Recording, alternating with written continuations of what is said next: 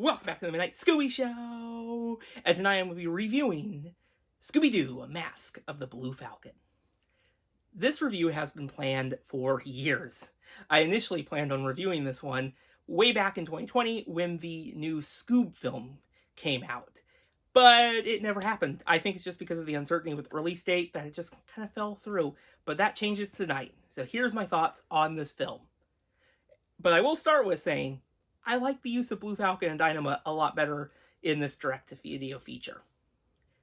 This film finds Mr. Ink heading to Mega Mondo Pop Comic-Con-a-Palooza, where one of the biggest draws for this con is that there's a new Blue Falcon and Dynamite film making its debut.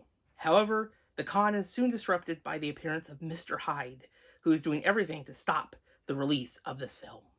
I remember when this film was first announced and how excited I was. I was a pretty big fan of the Dynamite and Blue Falcon show. I remember getting that DVD and watching them on Boomerang. And it's just, they're really great little characters. And it's definitely this kind of homage to the superhero genre done by Hanna-Barbera. And there's some pretty good episodes. I need to rewatch them. Especially the ones where Mr. Ink crossed over and helped them solve a mystery.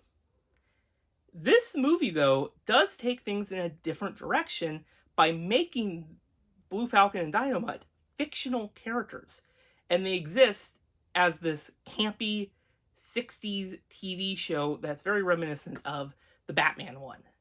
And you have Owen Garrison, who's very upset now that this new reboot is happening, and they're not getting that recognition, and they're kind of just pushed to the side. But that anger leads them to becoming the perfect suspect. Mr. Hyde does originate from the original Blue Falcon and Dynamite show from Hanna-Barbera in the 70s.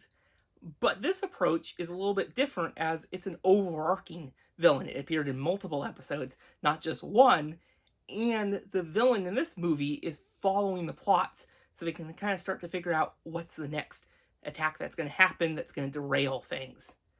And I really do enjoy the design of Mr. Hyde. They kept it very similar to the original look, but they definitely modernized it, and I really do like the feature of it kind of with the bats as it comes out, and that giant robot version. When the robot version does appear, you can kind of start figuring out who is behind all of this. It's Jack Rabble, and their background in robotic competition shows makes a lot of sense. And they did all of this to just rob an armored truck filled with the convention's money. This is a very elaborate plan. It does sort of, I guess, make sense. He can, put all the blame on Owen, and he can get away with everything. But this is a very elaborate plan. I did really like, at the end, that Owen got their time again to shine as they donned the Blue Falcon costume and stopped Mr. Hyde. That was so cool. And then it leads to a sequel where they're in it, in this new reboot. And before I end this review, I want to talk about the setting of this movie, the Comic-Con. This is a great place for a mystery, and I really enjoyed all of the Hanna-Barbera Easter eggs that you kind of spot. That was really fun. But I really liked to see how Mr. Ink interacted with a lot of the stuff that's happening. But Velma didn't really care much about this place. I really did enjoy how Daphne was collecting those littlest fuzzies.